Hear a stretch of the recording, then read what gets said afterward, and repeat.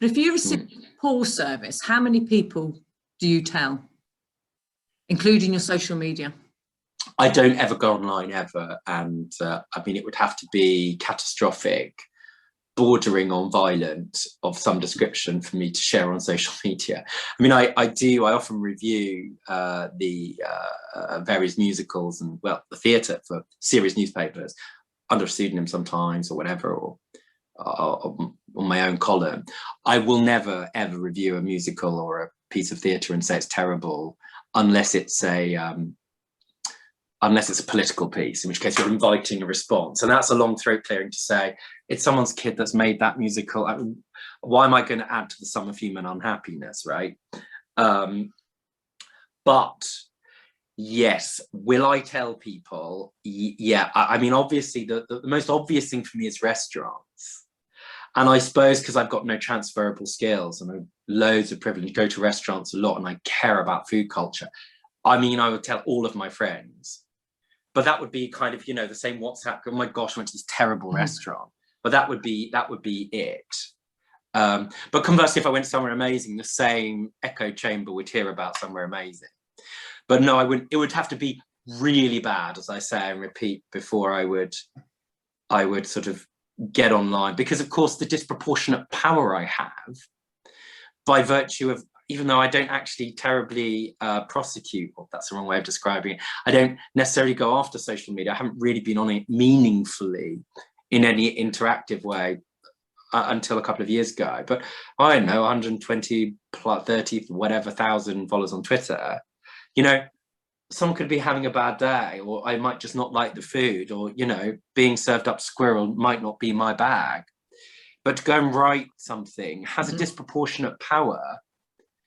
And I need to be constantly mindful of that power and the influence it has before I post. And you know, to really think about that, or to reflect on it, is super important, because some of the cases that I deal with on Judge Rinder, really interestingly in the last few years, have been where people have, for example, posted things online where there's either been a misunderstanding or they've had their experience of the service, which is in no way reflected of the owners of a business, and the disproportionate effect that that can have on a business can be really serious. I'll just give you a really quick example if you're interested. I mean, I had a really interesting case where there was a kennel, and the kennel was inspected by the RSPCA and by the local authority, and it was a good kennel. I mean, I personally wouldn't leave my dog there, but I have a pampered pooch who, you know, is better treated than Marie Antoinette, you know. But we have one. Yeah. Right. You understand. But, you know, it was definitely a place that any reasonable, sensible dog owner would leave their pet safely.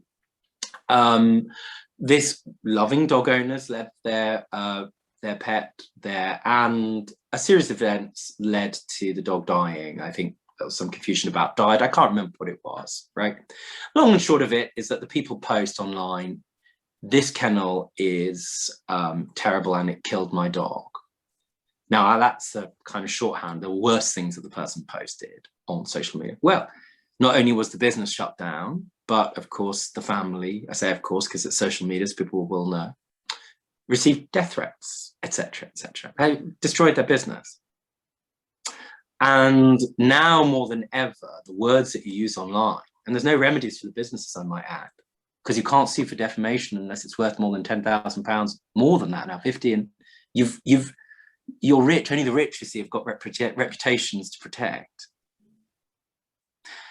And so that power that we have to post reviews online, and as I say, the disproportionate injury that can do, you've got to be very careful about those words unless you're sure. At the same time as where, for example, and it's especially true of elderly people who don't use online so much, but a number of them write to me, or reviewers of my program, that it matters where, for example, there is a tradesman that's going around and doing shoddy work, that it is really important to photograph it and to describe in as accurate a way as you can the experience you have without your extraneous opinion permeating into the complaint.